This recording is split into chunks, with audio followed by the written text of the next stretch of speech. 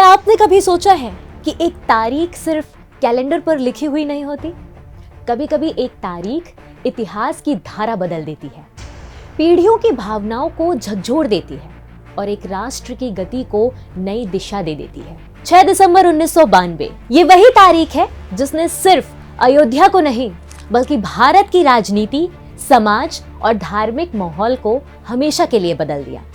उस दिन कार सेवकों ने विवादित ढांचे के 3 गुंबदों को गिरा दिया और इसके साथ ही पूरे देश में एक ऐसी आग भड़क उठी जिसके धुएं ने वर्षों तक भारतीय इतिहास को लिखा। उस घटना का असर केवल अयोध्या तक सीमित नहीं रहा। देश के कई हिस्सों में दंगे हुए, कई राज्य सरकारें बर्खास्त की गई और इसकी लपटें भारत की सीमाओं से बाहर भी पहुंची। पाकिस्तान और बांग्लादेश में हिंदू अल्पसंख्यकों पर अत्याचार बढ़ गए। यानी 6 दिसंबर 1992 केवल एक तारीख नहीं है, ये एक युग का मोड़ था। नमस्कार, मैं हूं आयुषी आपके साथ। आज मैं आपको बताऊंगी बाबरी मस्जिद के बनने से लेकर उसके ढहने तक की सदी भर की कहानी। क्या हुआ था 6 दिसंबर 1992 के दिन और कैसे आखिरकार राम जन्मभूमि विवाद का फैसला सुनाया गया। कहानी शुरू होती है ज़हीरुद्दीन मोहम्मद बाबर से, दिल्ली का पहला मुगल बादशाह। 14 फरवरी 1483 उज़्बेकिस्तान के तैमूर वंश में जन्मा। सिर्फ 11 साल की उम्र में फरगना का बादशाह बना था, लेकिन सत्ता खोई और फिर किस्मत उसे अफगानिस्तान ले आई। उधर दिल्ली की अगर बात करें तो लोधी वंश का शासन था। राज कर रहे थे इब्राहिम लोधी, लेकिन सत्ता संघर्ष भीतर ही पनप रहा था। दौलत खां लोधी, जो पंजाब का गवर्नर था और इब्राहिम लोधी का भाई भी था, वो इब्राहिम को गद्दी से हटाना चाहता था और इसी राजनीतिक लड़ाई में उसने बाबर को हिंदुस्तान पर आक्रमण के लिए बुलाया। इस तरह 1526 में हुई पानीपत की पहली लड़ाई। इब्राहिम लोधी मारा गया और इसी जीत ने भारत में मुगल साम्राज्य की नींव रखी। बाबर ने आगरा को राजधानी बनाया। मीर बाकी की अगर हम बात करें तो बाबर का सेनापति था मीर बाकी, जिसे अवध का गवर्नर बनाया गया था। ताशकंद का रहने वाला था और शिया मुसलमान था। माना जाता है कि 1528 से 1529 के बीच राम जन्मभूमि स्थल पर बाबरी मस्जिद का निर्माण मीर बाकी ने कराया। इतिहासकार बताते हैं कि मार्च 1528 से जून 1529 तक मीर बाकी अयोध्या में रहा, जहां उसकी मौत भी हो गई।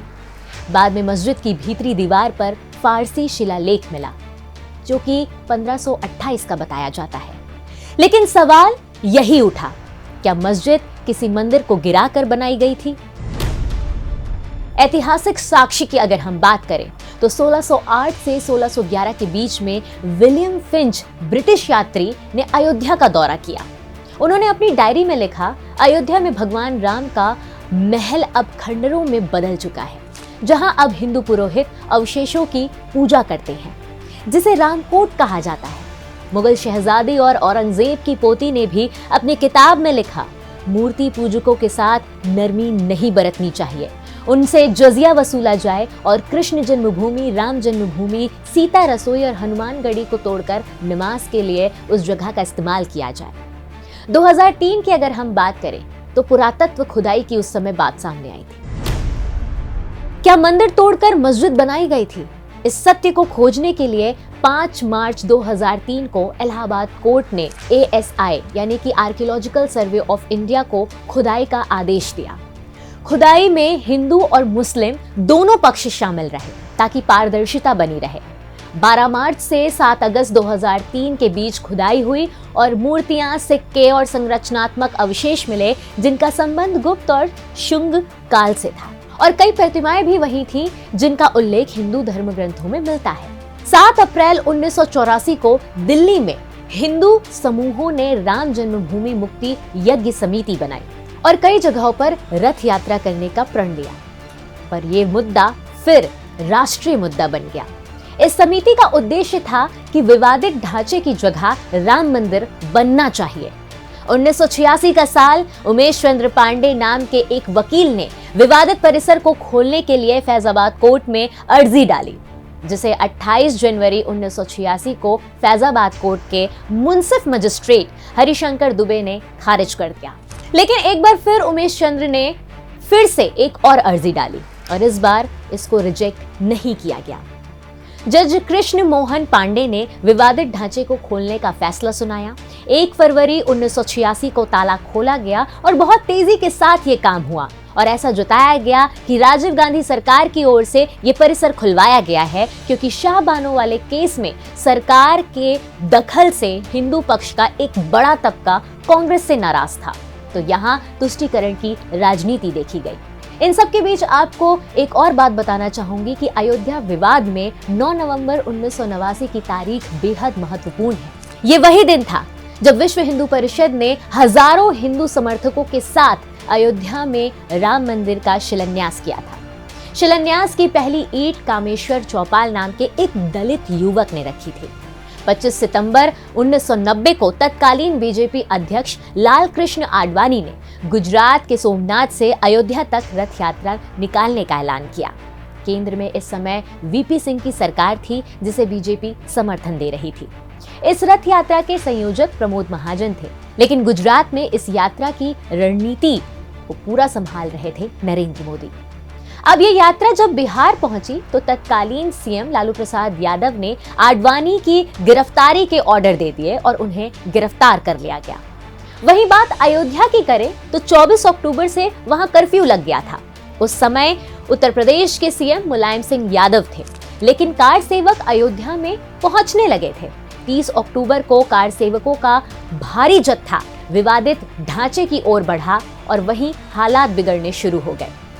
जब हालात बिगड़े तो पुलिस ने अंधाधुंध होकर कार सेवकों पर गोली चला दी। सरकारी आंकड़ों की बात करें तो उनके हिसाब से मृतकों की संख्या 17 बताई गई, लेकिन बीजेपी और वीएचपी ने इसे मानने से मना कर दिया क्योंकि उनका कहना था कि मरने वालों की संख्या 50 से ज्यादा है। अब आता है 6 दिसंबर 1992 का दिन। सुबह 10 बजे के आसपास अयोध्या में विवादित ढांचे के पास लाखों कार सेवक एकत्रित हो चुके थे। ये लोग राम जन्मभूमि आंदोलन के समर्थन में आए थे। पूरा इलाका नारेबाजी से गूंज रहा था, जय श्री राम, राम लला हम आएंगे, मंदिर यहीं बनाएंगे। माहौल लगातार उग्र होता जा रहा था। स्थानीय प्रशासन ने सुरक्षा के लिए केंद्र और कई राज्यों से पुलिस बल बुलाया था, पर भीड़ संख्या में बहुत बड़ी थी। करीब 11:30 बजे की अगर हम बात करें तो माहौल अचानक बदलता है। विश्व हिंदू परिषद और अन्य संगठनों के कुछ कार्यकर्ता संकल्प मंच पर मौजूद थे। इस दौरान कुछ युवाओं ने बैरिकेड तोड़े और गुंबदों की तरफ दौड़ पड़े। पुलिस और अर्धसैनिक बलों ने उन्हें रोकने की कोशिश की, लेकिन भीड़ इतनी विशाल और आक्रामक थी कि नियंत्रण टूट गया। करीब 12 बजे पहला हथौड़ा पड़ता है। कुछ कार सेवक हथौड़े, फावड़े, तगाड़ी और रस्सियों के साथ गुंबद पर चढ़ जाते हैं। सारे टीवी चैनल, पत्रकार और कैमरे सामने मौजूद थे। गुंबद पर चढ़ने की तस्वीरें सीधे प्रसारित होने लगी। भीड़ नारे लगा रही थी, एक धक्का और दो, बाबरी मस्जिद तोड़ दो। कुर्सियां, लोहे की छड़ें, लकड़ी के बल्ले, सब कुछ ढांचा तोड़ने में उपयोग होने लगा। करीब 2:30 बजे की अगर हम बात करें तो पहला गुंबद गिरा दिया जाता है। लगभग 3 घंटे की लगातार चोट के बाद मस्जिद का पहला गुंबद ढह गया। भीड़ में उत्साह और भी बढ़ गया और लोग एक दूसरे के कंधे पर चढ़ते हुए बाकी हिस्सों तक पहुंच गए। हर तरफ धूल, शोर और नारेबाजी का माहौल था। शाम 4 बजे दूसरा और तीसरा गुंबद भी ढह गया। लगभग 4 बजे तक विवादित ढांचे के तीनों गुंबद जमींदोज हो चुके थे। एक लंबी ऐतिहासिक संरचना कुछ ही घंटों में मलबे में तब्दील हो गई। ढांचा गिरने के बाद उस रात कार सेवकों ने वहां एक अस्थायी राम मंदिर यानी कि रामलला का गर्भगृह बनाना शुरू किया। रामलला की प्रतिमा को वहां स्थापित किया गया और पूजा अर्चना शुरू हो गई। प्रशासन बिल्कुल असहाय हो चुका था। हालात नियंत्रण से बाहर थे। अयोध्या में कर्फ्यू लगा दिया गया और सेना बुलाई गई और यहां से हालात बदले।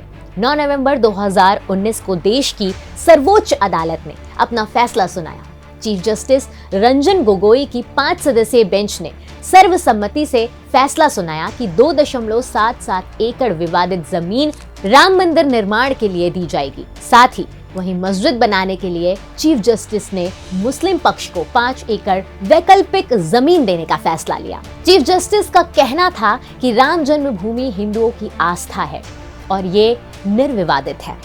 संविधान पीठ द्वारा 45 मिनट तक पढ़े गए 1045 पन्नों के फैसले ने देश के इतिहास के सबसे अहम और एक सदी से ज्यादा पुराने विवाद का अंत कर दिया और आस्था की नींव और मजबूत हुई और रामलला आज अपने विराजमान हुए और आज उसी अयोध्या में ध्वजा भी लहराया गया। ऐसे ही तमाम खबरों के लिए हमारे साथ जुड़े रहिए और दिलचस्प बातें जानते रहिए नो द नेशन के साथ।